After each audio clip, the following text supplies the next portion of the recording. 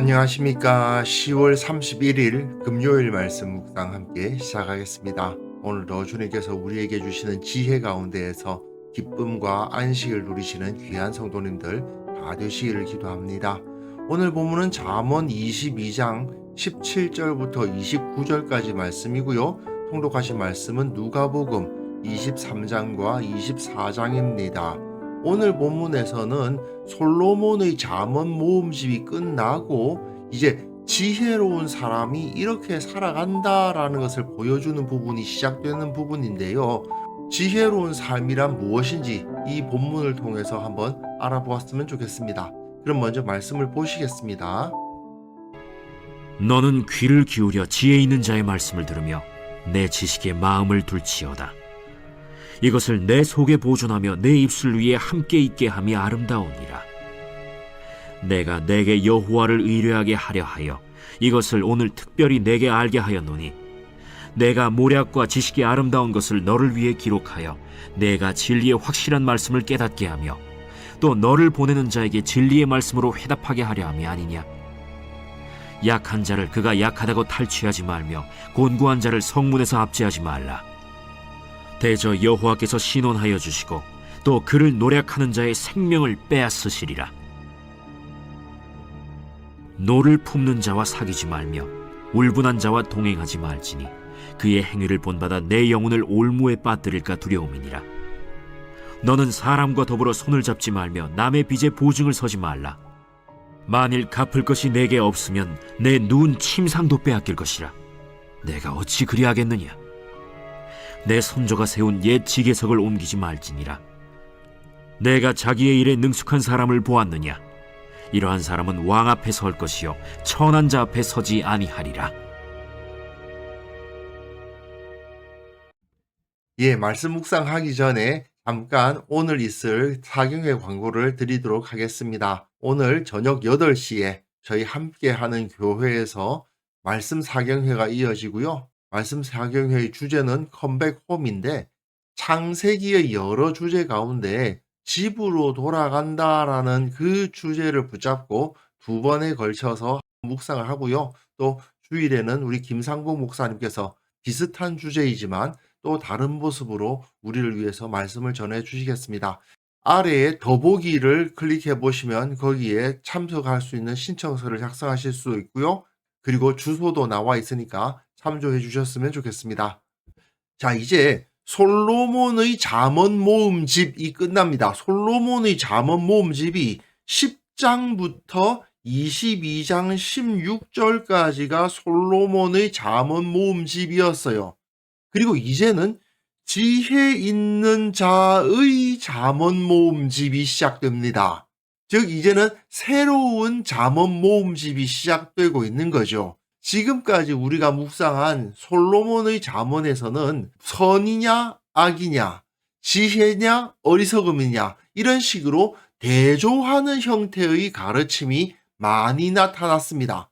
그런데 오늘 묵상부터 시작되는 이 지혜 있는 자의 잠언에서는요, 이러이러한 것은 하지 말아라.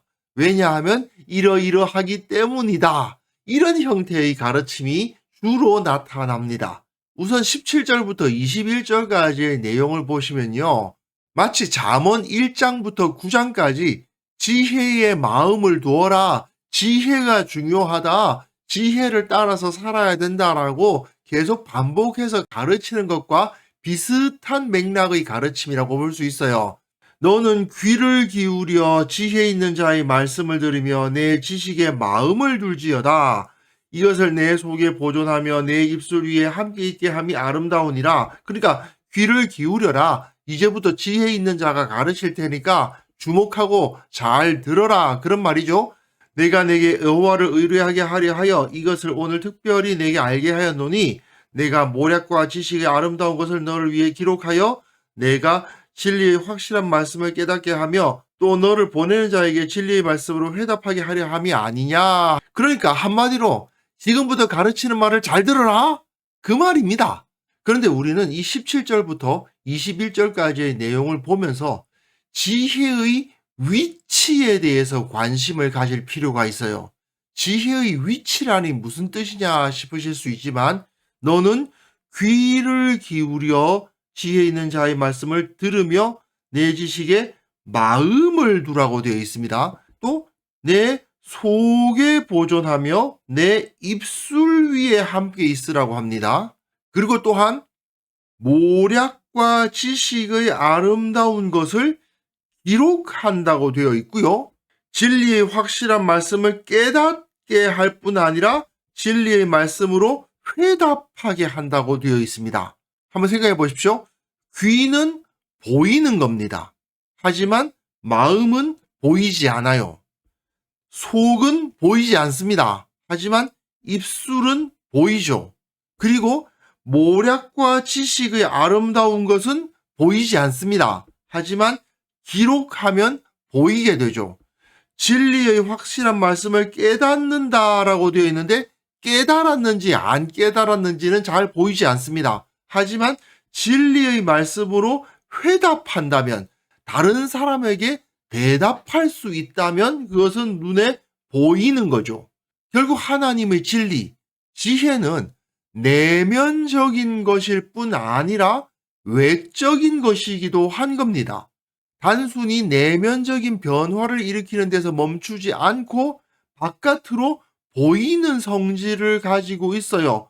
외적인 행동으로도 나타난다는 겁니다. 이렇게 지혜라는 것은 우리의 내면과 외면에 동일하게 작용하는 것이다. 그러므로 이제 그 지혜에 주의를 기울이고 잘 들어라는 말씀이 끝난 다음에 이제 본격적으로 지혜로운 자의 가르침이 이제 22절부터 시작되는 건데요. 그 전에 솔로몬의 잠언을 보면 이거는 악하고 이것은 선하다, 뭐 이런 식으로 한 절씩 한 절씩 독립된 잠언들이 제시가 되었는데, 이제부터는 뭐뭐 하지 말아라, 왜냐하면 이렇기 때문이다, 그런 가르침이 계속 반복되어서 나와요. 물론 예외가 조금씩 있긴 합니다만은, 자 여기 보세요. 약한 자를 그가 약하다고 탈취하지 말며 곤고한 자를 성문에서 압제하지 말라. 왜냐하면 대저 여호와께서 신원하여 주시고 또 그를 노력하는 자의 생명을 빼앗으시리라. 약한 자, 곤고한 자를 압제하고 탈취하면 하나님께서 그들의 부르짖음을 들으시고 그 노력하는 자의 생명을 빼앗으실 것이라고 경고하고 있죠. 단순히 벌하신다가 아니라 생명을 빼앗으신다라고까지 표현하면서 이것이 매우 심각한 문제다라는 것을 강조해주고 있는 겁니다. 그리고 두 번째 가르침을 보시면요. 노를 품는 자와 사귀지 말며 울분한 자와 동행하지 말라. 뭐뭐 하지 말라. 뭐뭐 하지 말라. 왜냐하면 그의 행위를 본받아 내 영혼을 올무에 빠뜨릴까 두려움이니라. 감정에 붙잡혀가지고 합리적인 행동을 하지 못하고 주위 사람들에게까지 나쁜 영향을 미치는 자와 가까이 하지 말아라는 것이죠. 자기 감정을 주체하지 못하고 함부로 분을 내는 사람은 지혜로울 수가 없습니다. 그리고 그런 사람과 가까이 하게 되면 나도 그런 영향을 받게 되고 내 영혼이 올무에 빠진다 이거죠. 그러므로 우선은 정의롭게 살아야 하고 또한 합리적으로 살아야 한다. 이것이 지혜로운 사람의 태도라는 겁니다. 그리고 너는 사람과 더불어 손을 잡지 말며 남의 빚에 보증을 서지 말라. 만일 갚을 것이 내게 없으면 내 누운 침상도 빼앗길 것이라 내가 어찌 그리 하겠느냐. 역시 뭐뭐 하지 말며 뭐뭐 하지 말라 되어 있죠. 지혜로운 사람은 다른 사람을 의지하지 않는 사람이다.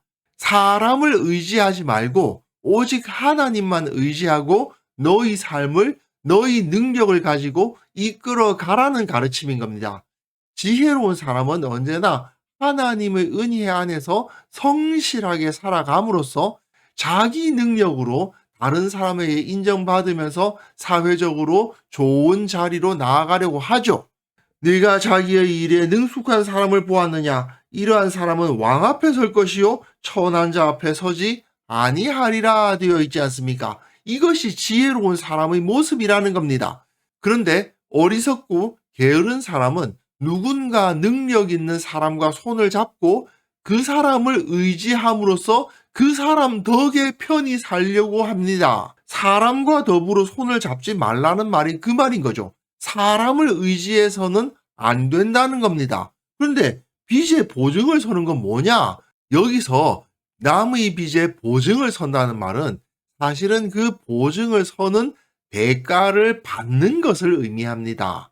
그러니까 이웃이 빚을 졌는데 내가 그 빚을 갚아주겠다고 보증을 선 다음에 그 원래 빚진 사람으로부터 어느 정도 정기적으로 이자를 받는 행위가 바로 남의 빚에 보증을 서는 겁니다. 이것도 역시 그 빚진 자가 열심히 일해서 나에게 그 이자를 바칠 거라고 믿고 의지하는 것과 같죠.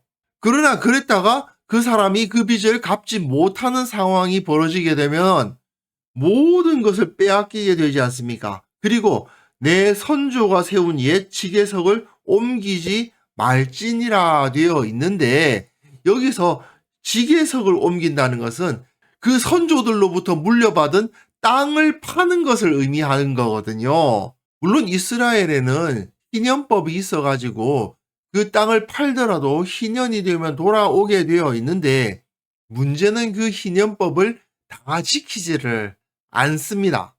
사람들이 지계석, 그 땅을 표시해 놓은 그 돌을 옮겨버리는 거예요. 그러니까 이것이 원래 내 땅이었다는 그 표식 자체를 없애버려서 희년을 지키지 않는 경우가 너무나도 많았던 겁니다.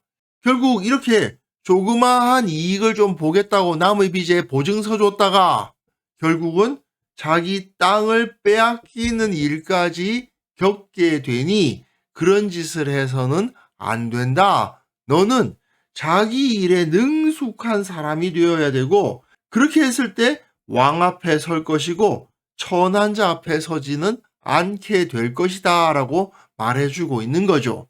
그러니까 자기 일은 자기가 감당해야지 다른 사람을 의지해서는 안 된다. 지혜로운 사람은 하나님의 섭리를 인정하되 다른 사람을 의지하거나 또는 그 사람을 탓하는 것이 아니라 자신의 삶을 주도적으로 영위해 가야 한다고 가르치고 있는 것이죠.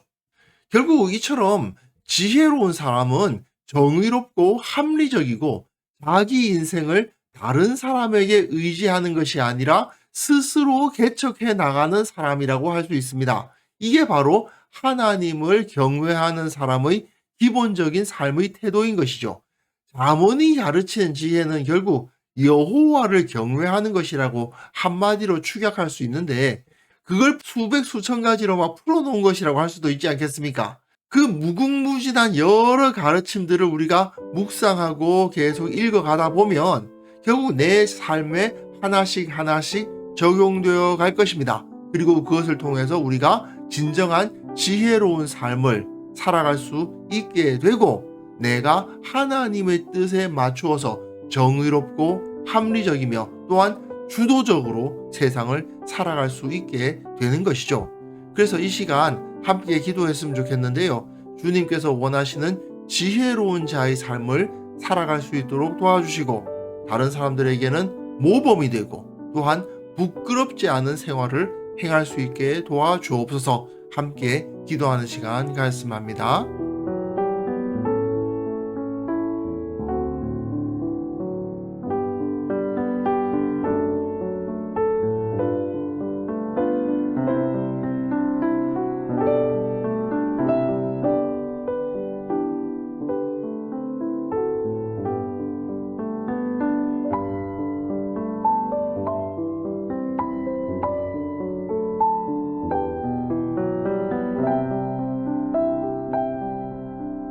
하나님 아버지, 주께서 원하시는 지혜로운 자로서의 모습으로 살아가게 하여 주옵소서. 정의롭게, 공정하게, 성실하게, 그리고 합리적으로 다른 사람을 의지하지 않으며 살아가는 참된 지혜자로서 살아감으로 말미암아 주님께서 주시는 복을 누리게 하시고 모든 사람들의 모범이 되는 그러한 선한 삶을 살아가게 하여 주옵소서. 우리 교회 모든 성도들이 이러한 말씀을 통해서 지혜를 가질 수 있도록 도와주시고, 언제 어디에서나 하나님 앞에 부끄럽지 않은 그러한 거룩한 자들이 다 될 수 있도록 도와주옵소서. 아버지 하나님, 특별히 이 땅의 교회를 위해서 기도합니다. 이 땅의 교회가 지혜가 없어서, 지식이 없어서 참으로 조롱당하고 손가락질 당하고 비난당하는 경우가 너무나도 많사오니 주님께서 불쌍히 여겨주시고, 그들 가운데 진리를 알지 못하고 지혜를 얻지 못한 자들이 깨어서 하나님의 말씀으로 훈련받고 하나님의 지혜를 갖출 수 있도록 주께서 은혜를 베풀어 주옵소서. 아버지, 오늘 하루 살아가는 그 모든 삶 가운데 주님의 지혜, 주님의 능력, 주님의 진리가 충만하기를 원합니다. 주님을 찾게 하시고 주님을 느끼게 하시고 깨닫게 하시고, 그래서 참된 기쁨을 누리며 하나님을 높이는 그런 하루가 될 수 있도록 주께서 우리와 함께하여 주옵소서. 감사드렸고 예수님의 이름으로 기도합니다. 아멘.